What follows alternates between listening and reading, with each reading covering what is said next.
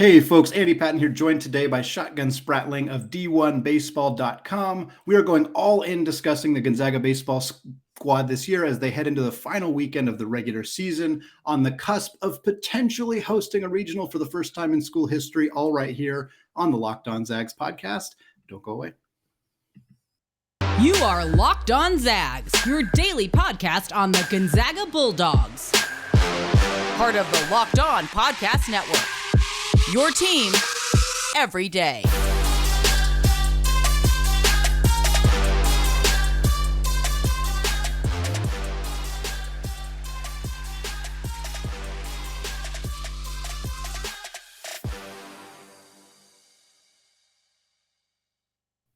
What is going on, y'all? Welcome to the Locked On Zags podcast, part of the Locked On Podcast Network, your team every day. I am your host and longtime Gonzaga podcaster, Andy Patton, here to bring you news and updates on all things Zag athletics. Today's episode is brought to you by BetOnline. BetOnline has you covered this season with more props, odds, and lines than ever before. BetOnline, where the game starts. Super excited to be joined today by Shotgun Spratling, who covers college baseball at D1Baseball.com. He's agreed to come on the show to talk about this exciting Gonzaga baseball team ahead of the final weekend of the regular season. Shotgun, thank you so much for coming on the show, man. Thanks for having me. All right. I'm excited to talk about this Gonzaga baseball team. I feel like, we're talking about a team that's 32-14. They're on track, or at least I think they're on track to host a regional. Certainly, I saw the updated post at D1 Baseball today said that they're still right on track. I know Oregon's kind of right on their tail. Losing to Oregon, certainly, probably. I got to imagine it didn't help their causes there. I really just want to kind of get a broad picture look at how this team has kind of done what they've done this year. It's been a really remarkable season for them. Yeah, definitely. I mean, it's been a really fun team. They're one of the teams that I circled on the calendar. Like, all right, this is one of the teams I definitely want to see. I wanted to see Gabriel Hughes, and it fell through. So I've been very disappointed that I missed out. So I'm actually petitioning, the editors at D1 Baseball to send me to Spokane if they do host. But again, right on that cusp, we have them as the number 16 host, which is the final host, and this is the exact same spot they were in last year. Now, last year a little bit different. Last year, they were coming off a 2.5-week COVID pause. They hit the end of the season, and unfortunately, they also lost Gabriel Hughes, their ace this season, at the same time with a broken hand, and did not finish the regular season very strong. Ended up being the 2 seed sent to Oregon in that bracket. So, but same opportunity. You're playing San Diego. Now, this year, they will have to go on the road, but that's just an extra RPI boost if you can win some games down there. Last year, they lost the series. If they win the series this season, we expect them to be hosting. It's so weird how similar the situation was. Like, losing that game to Oregon, you kind of started to feel that pit, especially the way that game ended. I mean, Gonzaga has been kind of the cardiac kids all season. I feel like they've won so many games in the last couple of innings. They've come back from some pretty significant deficits to win some games. So it felt like, the stars were aligning for it to happen again on Tuesday. Shea Kramer hits that 3-run home run, gives them a lead. And then unfortunately, bullpen just couldn't close the door.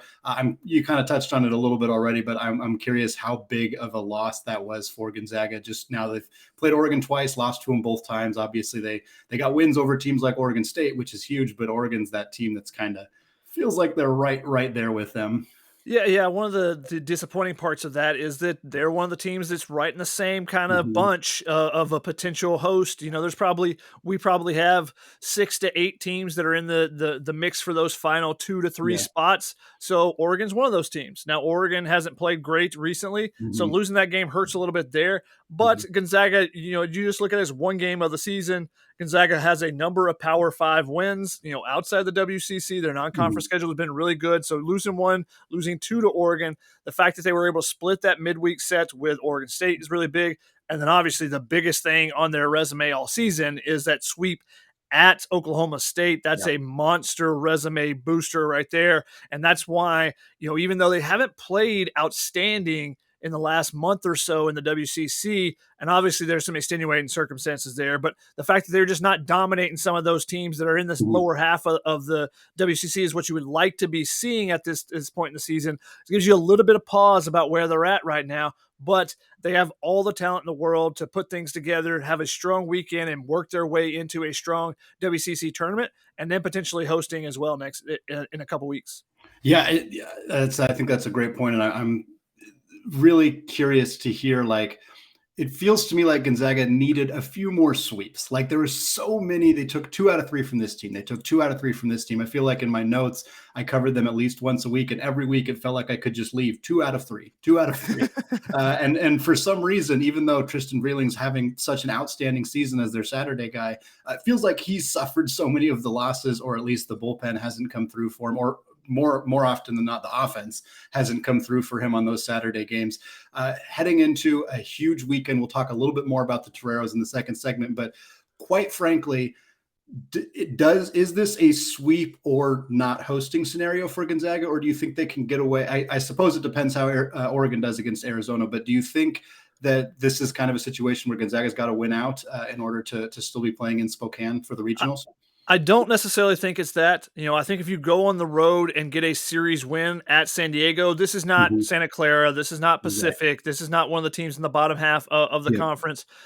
San Diego is a team that we have right now as an at-large team. So that's a resume booster going on the road to be able to do that. So I think winning that series would be big, but they still have to do something next week too. So I don't think this weekend's results will ultimately determine everything. I think they do need to win the series, but even if they lose the series, still win one, there's still that possibility, because you never know what everyone else around you is doing. So how is everyone else's resume going to be boosted? Oregon's going to be playing in the first annual Pac-12 tournament. How does that change things for the Pac-12 teams that are on the bubble, not necessarily the bubble of getting in, because the Pac-12 is pretty set right there, but on the bubble of hosting, on the bubble of being a top 8 seed, those type things. And then you're going to see that in a lot of conference tournaments across the land. So I think that it's not necessarily this weekend as a make or break weekend as far as the hosting resume, but it's a huge potential to add to their resume, just continuing to add to it, because if you take care of your business and you're already one of our top 16 seeds, there's not a lot of teams that are going to jump over you. Teams are going to go up. If you're one of those top 6, one of those 15 to 20 teams, you're probably going to do the same thing you've been doing all year, which is 2 of 3 or 3 of 4 or 4 of 5.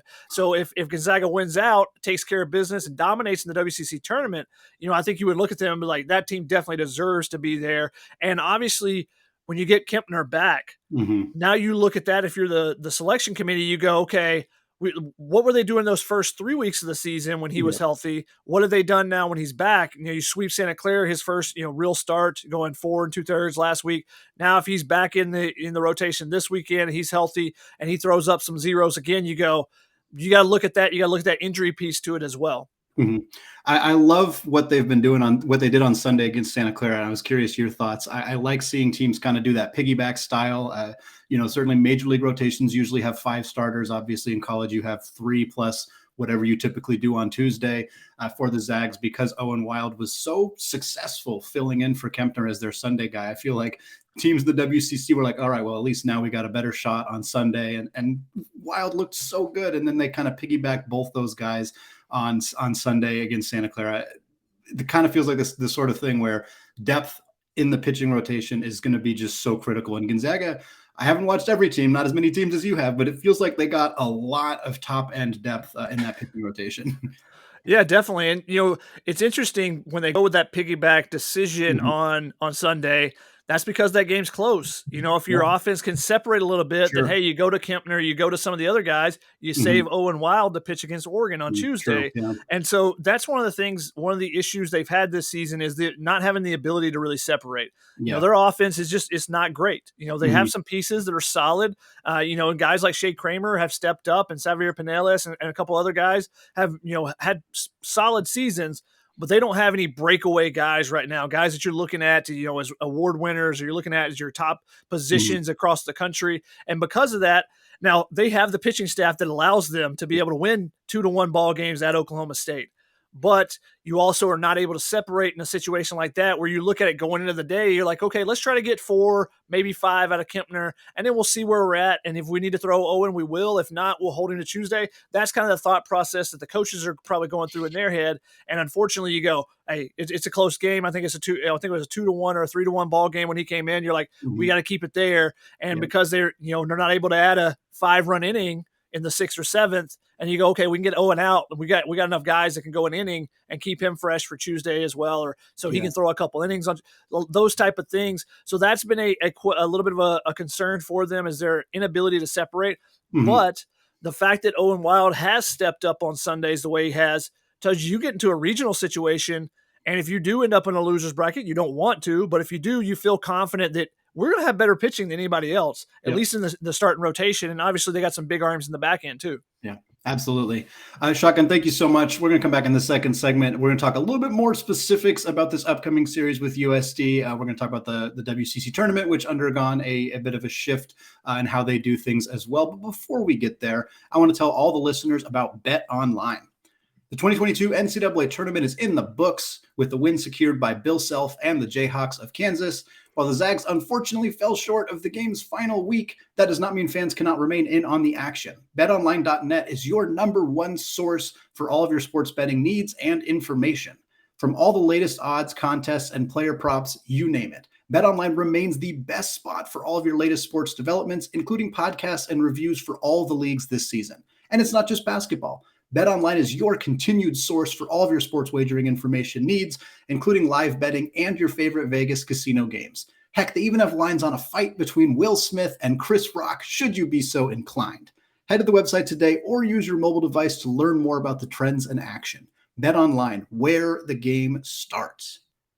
All right, segment 2. Still Andy Patton, still Locked On Zags, still chatting here with D1 Baseball's Shotgun Spratling. I want to talk, we touched on him a little bit in the first segment, but that is, of course, Gabriel Hughes, who is having a monster season for the Zags. We knew he was going to be a stud this year. He was showing up on some preseason lists, but he's been absolutely unbelievable this year, rocketing up mock drafts, showing up as a guy who could potentially even be a first rounder. The Zags haven't had one of those since Marco Gonzalez. There haven't been too many in the program's history. I'm curious. I know you didn't get to see him in person. I know you were hoping to get that chance, but what have you seen out of him so far this year? Yeah, don't rub it in. I try to watch as many games as I can online as well. But Gabriel Hughes is a guy that I predicted before the season in our conference preview to be the pitcher of the year. Now, obviously, he went from a two-way guy, and everyone's kind of looking at it as, hey, this could be the next Marco. This could be the next guy that can do it both ways and contribute. And coaches love two-way guys. Extra scholarship is basically what it is. You're getting a player for free because you're getting a guy to do it on both sides. But after the injury last year and the fact that, they felt like it was taking a little bit away from his pitching development for him to be, hitting at the same time. And it's always it's a struggle because you have a certain amount of time during a week because the NCAA allotted time that a player has to run back and forth. All right, this day I've got to get this many cuts in the cage. This day I've got to get this many pitches off the mound. And it can be difficult for guys to be able to process both of those. So sometimes it works out better just to limit a guy to one of them. And hey, if a guy has a bright future in one of them and the other one, it's coming along, and hey, he's showing the flashes of power, and he's showing that, he was coming on hitting last year after struggling a little bit his freshman year. You go, we're going to have to sacrifice that extra scholarship player there and go back to him just being a one-way guy and just use our scholarship money on him that way. And Hughes has been fantastic. He really took off. He pitched well in the summer as well. The velocity took off a little bit as well. And, he's taken over as that premier guy, and he's been really fun to watch this year. He attacks, and he's kept his pitch count down a little bit more than in the past, and that's allowed him to do a little bit better, a little bit more longevity on Fridays, which is what you really want out of your Friday guys. So he's been really fun to watch. And it's been disappointing. I'll be honest. It's been disappointing that it hasn't been him, Kempner, and Vrieling in the trio because Kempner's been out. But that weekend rotation has been spectacular once again, and they've had to be a little bit because, like I said, that the offense hasn't been spectacular. That's a perfect segue into kind of what I wanted to talk about. Gonzaga's baseball program has grown quite a bit over the last few years. I think they've gotten a lot of attention the last 2 years in particular, but they were good before that. Obviously, they were good when Marco was there. They were good when Eli Morgan, Brandon Bailey, etc. But if you want to talk about like some of the best names that have come out of the Gonzaga in the last 10 years, you're mostly going to be talking about arms. Like Taylor Jones is the only big leaguer that off the top of my head I can think of, and he's been only a bit of a big leaguer so far. They've had some good hitters, obviously, but this is a pitching factory right now. They are churning out high level arms. They got 3 of them right now that have been fantastic. What do you have anything that you attribute that to? Is it just a good recruiting, great coaching over there? Are they just is it the cold weather? Does that help? Like, I'm curious why they have turned into this like really strong pitching factory over the last decade or so. I mean, part of it is give credit to Brandon Harmon, the pitching coach, who's been, fantastic with them. And I don't know this for certain. I haven't asked them, kind of their breakdown, but some schools spend their money on pitching. Some schools spend their money on hitting. Some try to do 50-50 because you have 11.7 scholarships. How are you going to allot them among a 30 to 35 man roster? And every coach looks at it different ways. And you can say, hey, we can win 2-1 ball games. We can do the small ball aspect and, we'll find some JUCO guys to fit in. And that's what this team has. They've gotten a couple transfers like Shea Kramer from Utah, but, you're bringing in Pinellas from JUCO, Enzo Apendeka. Is a guy that you're building up to become the next guy for you. But, a lot of times they got some older outfielders that are thick body guys that'll hit you a couple home runs, don't hit for great average. That's kind of been the product for them. Their shortstops are usually really good. So you look at it and you go, okay, what does it look like if you consistently see the same positions are performing well and other positions are kind of, your fringe guys or your college guys. They're your college guys, not your pro prospects. You go, that's probably how they're spending their money. And, like I said, I haven't asked them directly about that, but that would be my guess. They're spending a lot more money, allotting a lot more of their scholarship opportunities to the pitching side of it. And, Taylor Jones, you mentioned him. He was a pitcher as well. So, another two-way guy at the same time. So, they haven't found a ton of high-end prospects. And the last one I could think of that came in as a pretty high-end guy was Taylor Frost. Tyler Frost. And then, they have guys like Ernie Yake, who's just a terrific performer. He's not a pro prospect, but that's the guy you want in you want that guy in your program because he just gets on base all the time. He hits line drives all over the place, and he may not be, because he's not the right size and right fit and doesn't have, the outstanding speed or something. He may not be a guy that everybody looks at as a pro prospect. That's the type of guy that's going to be a WCC performer almost every year of his career, and they've done that really well. Their shortstop and third baseman almost every year are guys that are on the all WCC team. They do a good job of, hey, maybe we can't bring in, the top end prospect from Seattle or from somewhere else from Southern California and get them to Spokane, but we can find guys that can produce. And that's what they've done pretty consistently. Now this year, there's been a little bit of a drop off of normally they have 4 or 5 guys that are over 300 and are producing for them. This year, there's that 3 through 5 guys are at about 280, 290. So can those guys come on at the end of the year? You just need guys to get hot at the right time is also a big part of postseason success too. Ernie Yake and Brett Harris was a pretty awesome left side of the infield for the Zags last year. They definitely have seemed to have some success over there. I want to switch gears a little bit and talk about San Diego, which is not a bad place to be in May for the Zags, but they gotta find themselves a couple of victories, like we said, on the road. For fans who are going to tune into this team, like what are we going to see out of the Toreros? What kind of squad is this, and what do you expect? We know the Zags probably need to take at least 2 here. Is that something you think is realistic, or how do you see the series shaking out? It is realistic. I would probably pick Gonzaga to win this. However, in our D1 baseball picks, because I'm trailing in the standings, I'm going out on a limb and picking San Diego because I know everybody else is going to pick Gonzaga. So don't hold it against me, Zag fans. There's the reasoning behind it. But San Diego's an intriguing team. I really like their head coach, Brock Ungright, first-year head coach. He took over. He just had become assistant for San Diego a couple years ago.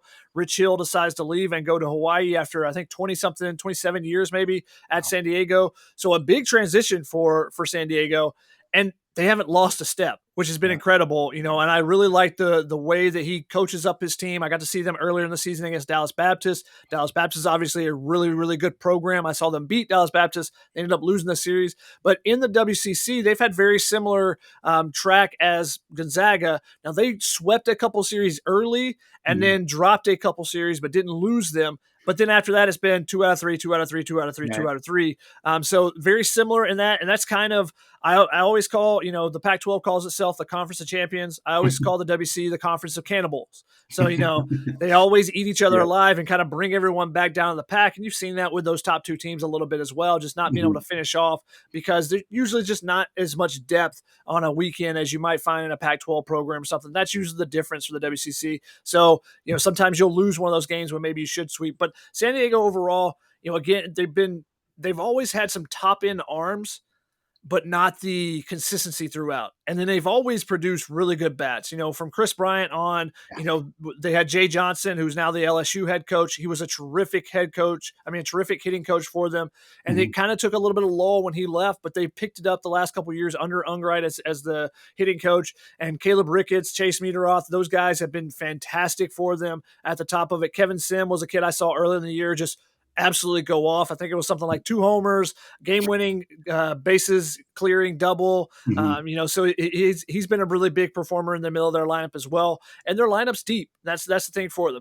Now the question marks for them are on the pitching side a little bit. They have one of the top pitchers in the WCC and a guy who haven't looked at all the stats, but is one of the front runners for WCC Pitcher of the Year, along with some of the Gonzaga guys, along with Gabriel Hughes, is Bryson Mounts. Now, I think I'm saying that correctly, but he's their Saturday starter, which is kind of interesting. They use him on Saturdays instead.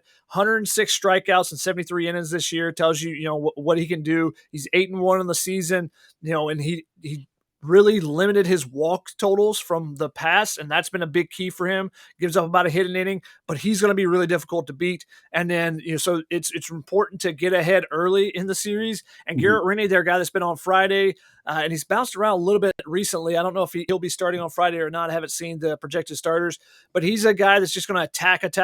He's going to fill up the zone, but he can get hit around a little bit because he, puts so much around the zone. So, that's the front of the rotation. They've tried to figure out the Sunday role as the season has progressed. That's a lot of teams have that problem, unfortunately. Right. So, they're a team that, has the bats to always be in a game. So it's a little bit of a pitching versus hitting matchup here, even though San Diego does have a couple of frontline arms as well.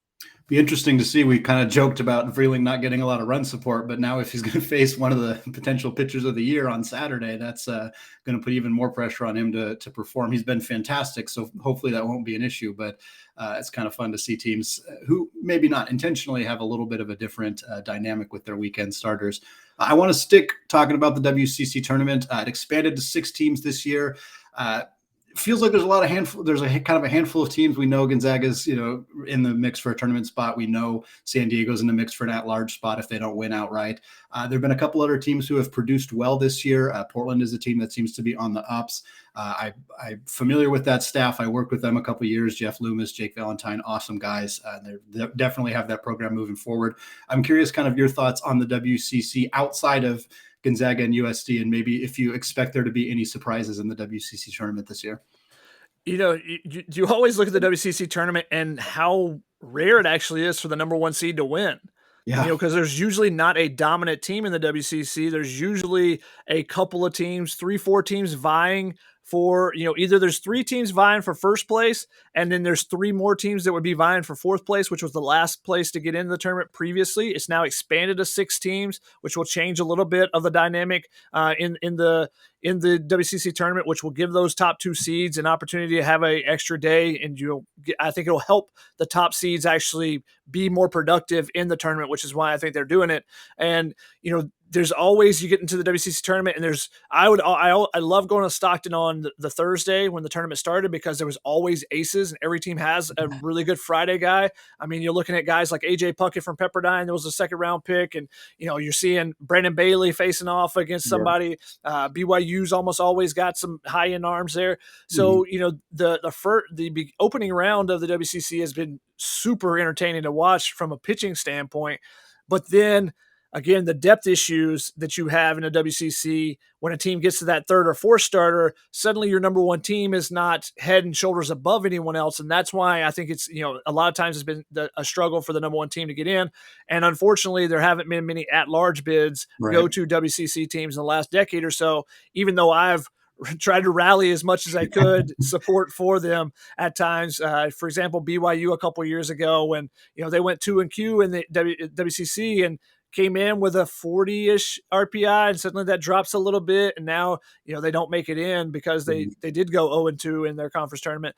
But, that's how the WCC tournament has been. This year, looking at it, I think there's probably 4 teams that can win it. I think Zags and San Diego definitely have the opportunity to win it. I have been super impressed with what Portland has done. They've been, the Gillis brothers, Brett and Brock have been fantastic. I mean, Brett's probably the best kept secret in college baseball right now. I mean, if you look at his numbers, they're insane for a guy that has gotten no pub, and hopefully we can change that a little bit in the last couple of weeks here. But they to transform that team from a team that was never even making the 4-team WCC tournament to a team that's competing, and hey, they're 2 games back of first place. I don't know what their tiebreakers are with Gonzaga and San Diego, but if things were to fall their way, if they sweep out and San Diego was to win, San Diego was to win 2 or 3, I think they would bounce in front of both of those. So that would be insane because of where Portland has been, where Portland was 5 years ago, or where it was when Jeff Loomis took over. It's just been a program that's not been very good, and they've slowly built it piece by piece, and it's really fun to see them performing well. And then BYU is, I don't even know what to make of them, but they are playing fantastic baseball right now after their head coach got, resigned in the middle of the season. Out of nowhere, there has to be something there, just a really weird situation. And they've turned it on, and, they were a disappointing team early because they have some talent, especially on the mound, and just they were losing a ton of close games. But then recently, hey, they've taken care of business. They won 7 in a row, or 8 in a row. 9 in a row it was before losing on Tuesday to Utah. So, they're going to be looking to get back on track this weekend against Loyola Marymount, and then try to keep their hot streak going in, because they do not have the RPI to make it in, but a dangerous team in a conference tournament scenario. So we'll see what they can do. Portland, I don't think they have the RPI either. If they sweep out this weekend, I think, they're at 82 right now. So they're not getting in, even if they sweep at Pepperdine, and, if they run the table, except for losing the championship game, they're not getting in. So it's championship or bust for both those teams. But I think both those teams are capable of being that thorn in the side of Gonzaga or San Diego and making a run, which might actually work out better for the WCC. If San Diego were to do enough this weekend and then win a couple games, hey, then they get an at-large. Gonzaga, we know, is going to at least get an at-large, if not a host. So if one of those other teams were to jump up, suddenly the WCC has 3 bids and gets an opportunity to make some noise. I love that we're having this conversation, because it's a conversation that was had so much about basketball just a few months ago. The exact same conversation. Well, should Gonzaga fans want to get beat in the championship game if that puts another team in the tournament? Like, it's very entertaining that's kind of a similar conversation to be had about what's going on with the baseball team here. Shotgun, we're going to come back in the third segment. We're going to talk about the college baseball championships coming up. I'm kind of just curious to hear at large who we think is going to win it all, what kind of teams are going to be out there to be given us, just for us to be watching for in Omaha, and a little bit of conversation about why college baseball maybe hasn't had the notoriety that college football and college basketball have had. But before we get there, I want to tell you all about Built Bar. Summer is coming, and with the summer, you're going to need some food on the go. Built Bars are the perfect snack to take with you on family vacations. Throw them in your bags, in your kids' backpacks. Make sure everyone has a bar so you are fueled for your summer adventures. The best part about Built Bars, they're healthy and delicious. No more sacrificing delicious food for health. With Built Bar, you can have both. Have you tried the Built Puffs yet? We are going crazy for the Puffs. They come in flavors like banana cream pie and even churro. Who doesn't want a protein bar that tastes like a churro? And they're only 140 calories. Sign me up. If that's not enough flavor for you, then you might want to try the mixed box. The mixed box comes with 12 flavors of bars and puffs. Most Built Bars contain 130 calories, 4 grams of sugar, 4 net carbs, and 17 grams of protein. Go to Built.com to get all your favorites. Banana cream pie, raspberry, double chocolate, and so many more. They're all delicious, and new flavors are coming out all the time. Go to Built.com and use promo code LOCKED15 to get 15% off your order. That's promo code LOCKED15 for 15% off at Built.com. All right, segment 3, still Andy Patton, still locked on Zags, still chatting here with D1 Baseball Shotgun Spratling. Gonzaga is one of the best teams, one of the great teams that's going on the road to Omaha this season. Like we've said, top 15-ish team right on that cusp. But I got to imagine, unlike in basketball, probably not exactly the favorites here in Omaha. It would take quite a run, or certainly an explosion offensively for them to be in that conversation. I am curious, as somebody who's watched a lot of different college baseball this year, what teams are really kind of keeping your attention heading into the super regionals and eventually Omaha? I mean, the closest team to Gonzaga, as far as locationally, geographically, that you are definitely looking at as they should be in Omaha is Oregon State. Okay. I mean, they have all the pieces. They have a true ace, Cooper Jerpy, on Fridays, and he has taken his game to such a different level than it was last year. I got a chance to see him early in the season and wrote about him for our Golden Spikes feature. I wrote about Jacob Melton for our Golden Spikes feature, which is a great story. Kid that had labrum surgery, so he was basically could only fly fish during the summer. It took all that time to just process everything he was going through, and then just got to work. And when he got back healthy, when he was able to finally swing, and he and the rest of that lineup is just dangerous.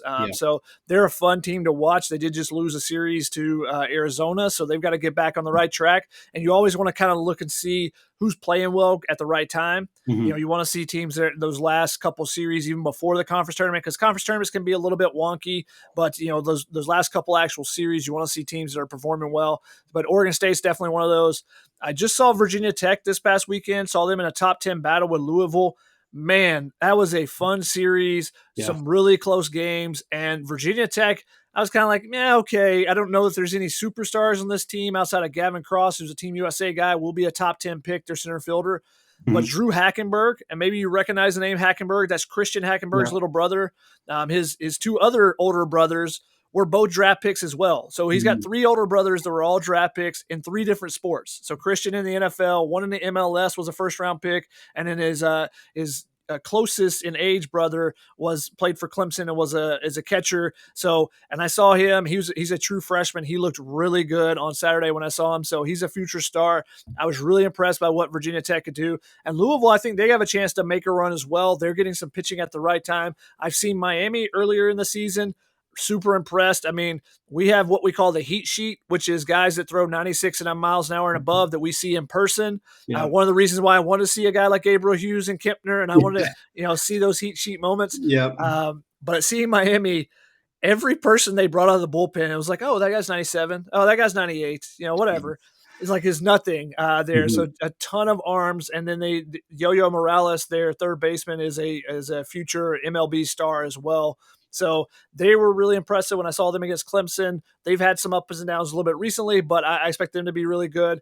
And then Tennessee is just they've been on another level than any other program this season. I talked with Dave Serrano at CSUN, who used to be the head coach at Tennessee, and you think, hey, maybe there's some ill will there. He's like, you guys should be talking about that team as the best college baseball team I've ever seen. So if their former coach is saying that about them, that tells you, I think that tells you even more, but they have been amazing. I mean, they got a guy coming out of the bullpen that's not even their closer, not necessarily their setup guy. And he throws 105.5 miles an hour, the second hardest pitch ever recorded. And, their guy that was supposed to be their Friday starter coming into this season had some elbow issues, I believe it was, or had an injury issue, I'll say. I don't remember exactly what it was.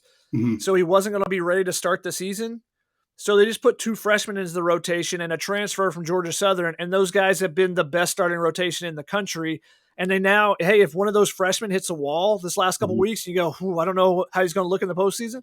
You just move him out of the rotation and put in the other guy who's been kind of a long reliever for them now. They have just so much talent, and they've been fantastic and fun to watch. They are the villains of college baseball. There's always something going on with them, which makes them even that much more fun to watch as well. So they're a team that definitely, I think, Tennessee and Oregon State are the two teams that they don't make it to Omaha would be really disappointing. Yeah. The rest of it, hey, it becomes a little bit of a crapshoot in a tournament setting. Anytime you look at the college basketball tournament, there's always a one seed getting upset.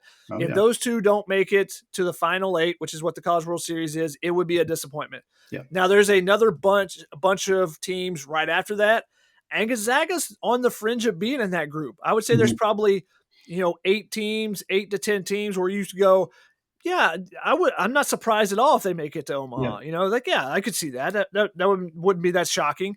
Now, what the matchups will be, who you get paired with in your bracket, because if Gonzaga does end up being the number 16 overall seed and host that, and they're that final one, that's where we have them right now. Yeah. Then that means they will be paired up with the Knoxville Regional, which would mean they would have to beat Tennessee to make it to the College World Series. Yeah. So that's where you go. You look at Gonzaga, like, I can see them. Oh, if they're matched up with that, I don't see them making it then. Right. So, it kind of goes down those matchups. And hey, anything can happen in a given weekend, especially with the pitching that Gonzaga happens, even if those two teams did match up. But yeah, there's another group after that, those two top teams that I feel like there's a good chance that they make it to the College World Series. And hey, that's, like I said, there's 8 to 10 to 12 teams that I feel that way about. There's a good chance that they make it. Well, only 8 teams make it, so plus the 2 that are already that I feel like are going to be guarantees. So it'll be interesting. It always is in the postseason. There's always some SEC teams. The SEC hasn't been quite as dominant outside of Tennessee as it has been in the past. The ACC has been – the top part of the ACC is ridiculously strong right now. Like I said, I saw Virginia Tech versus Louisville, top 10 matchup. I then went and saw Virginia, saw them against Clemson because of rain. I got a chance to catch them at the end of the night. They're really good as well. You're talking about Florida State's been in the mix, Miami. There's been a number of good teams there. And then back at the Pac-12, Stanford is a team that we had pegged really high early. They struggled some. Yeah. They've worked their way back up. Alex Williams on Fridays has been remarkable. I think it's like 4-0 in his last 6 starts with like a 0.6 ERA or something. It's if not even better than that. He's been really good. I think he's given up 3 earned runs in his last 6 starts. So that's their Friday guy. They figured out how to use Quinn Matthews in kind of a mix and match way where if they need him to close early in the weekend, he'll do that. If they don't have to use him, he'll start on Sundays. So, he's their second best arm. So they figured out how to do that. And Brock Jones has really come on at the top of the lineup. So they could be scary good again and can make another run to Omaha like they did last year. But yeah, definitely some big name teams out there. And I do have Oklahoma State, since Gonzaga did sweep them. Yeah. They've been a fun team to watch. They got swept again this past weekend by Texas Tech.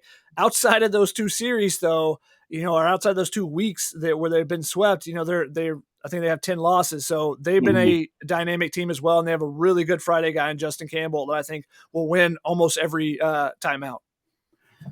You touched on so much of what I kind of wanted to segue into here in the final question of the show, which is like college baseball has so many of the same intrigues that we see in the really popular college sports. It has upsets. It has teams that are kind of vying for these spots. It has these tournaments that could make or break how a team season is going to go. It has games hosted at home stadiums, which is something unique that isn't in college basketball. And yet we see this sport that has never really taken off into the lexicon as much, certainly not as much as college football, and really not as much as college basketball has either. Now, obviously, part of that may just be that football and basketball as sports in general are more popular in America than baseball, but that hasn't always been the case. And certainly Major League Baseball is much closer in popularity to the NFL and the NBA than college baseball is. And I know that there's a lot of kind of grassroots movements to potentially get more attention, more eyes on college baseball. But I'm curious your thoughts as somebody who obviously is very, very in the weeds with the sport. Like, if there is something that can be done to put more eyeballs on college baseball, if it's more of a enjoyment, an experience in person, and therefore not something that we're going to see a lot on TV, or if you just have any other thoughts on why college baseball hasn't quite taken that leap as a sport. Yeah, I think part of it is one of the big issues that I don't think gets mentioned is because NBA or NFL, you can see your guys that you just rooted for next year. Yep.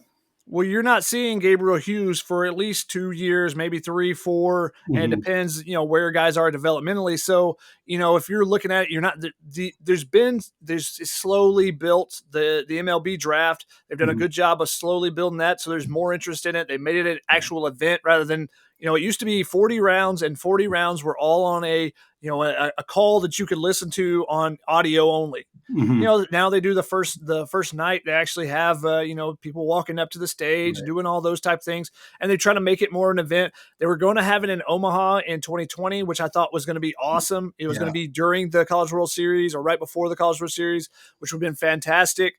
But unfortunately, COVID hit and ruined everything. Now it's been pushed back. I believe it's during the Major League All-Star game now that's stretched, the All-Star break.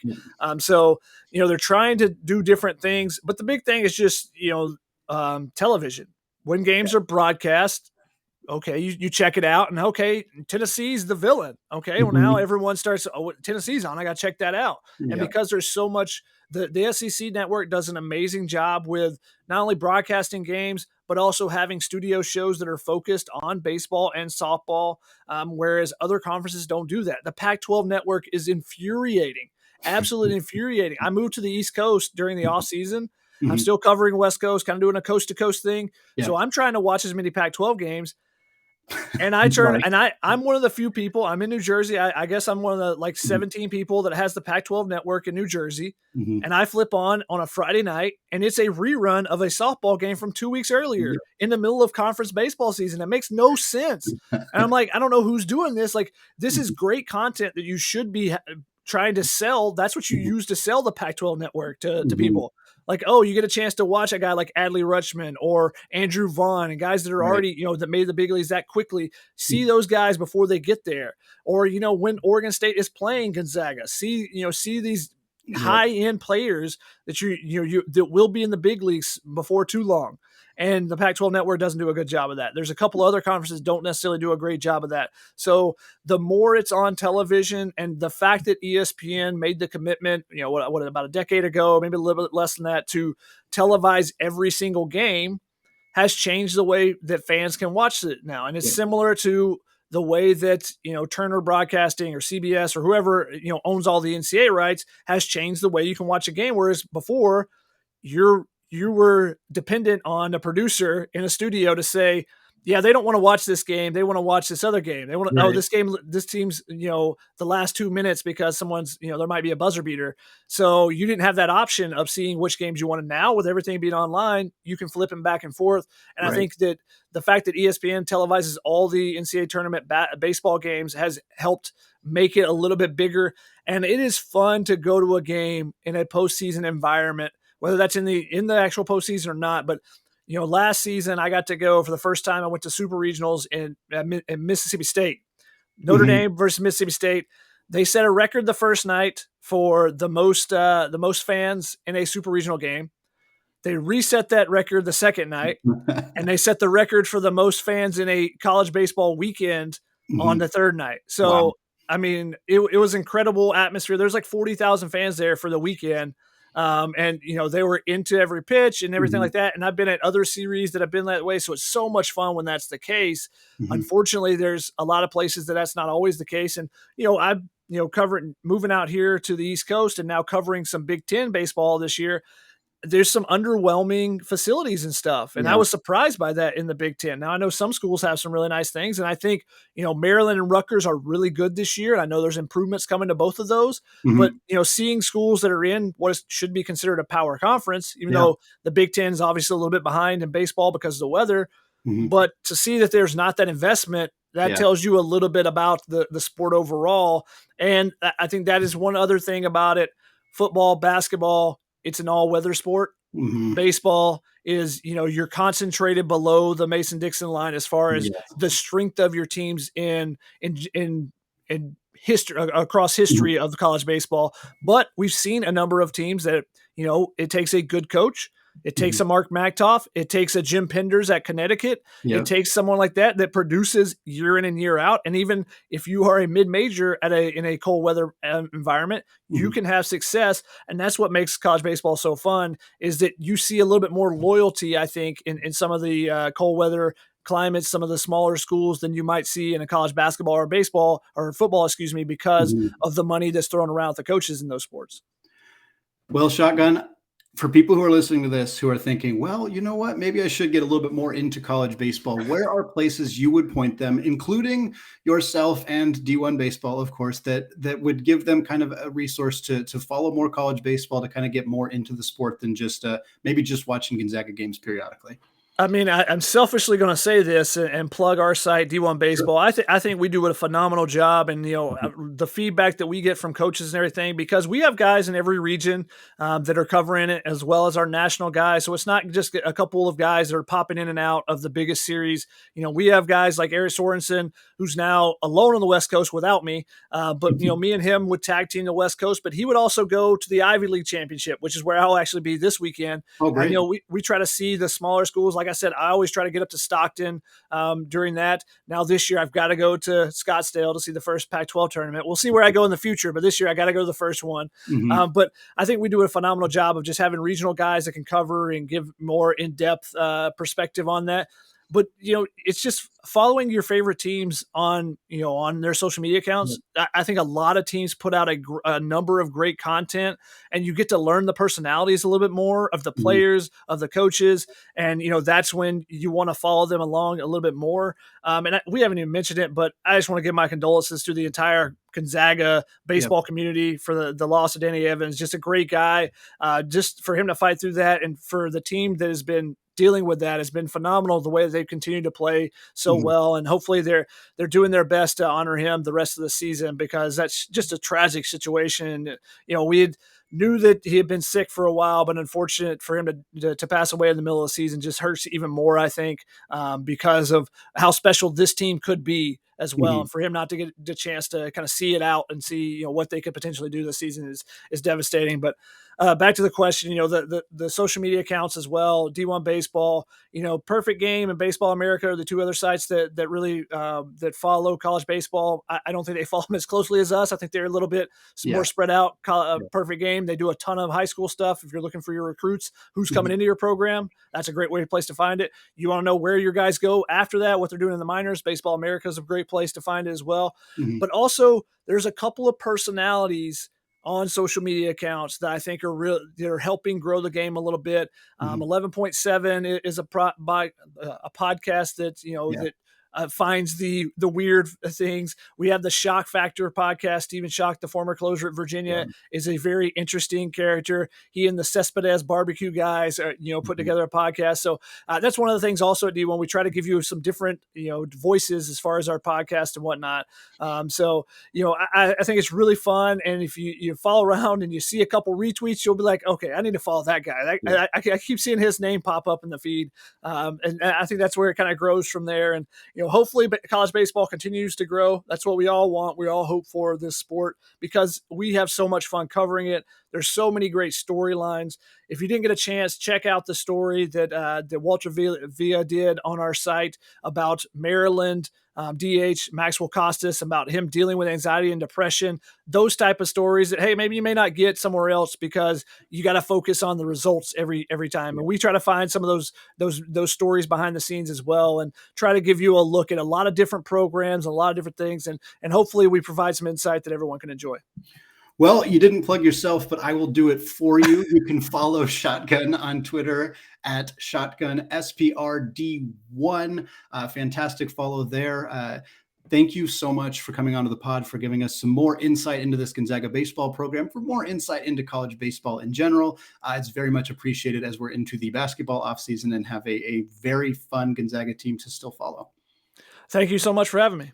Yeah, I appreciate it. All right, that is going to do it for me today. Thanks again to Shotgun for coming onto the show. Locked On Zags is closing out the week with a Fan Story Friday, so don't miss that here on the Locked On Zags podcast. Thank you all for listening, and go Zags.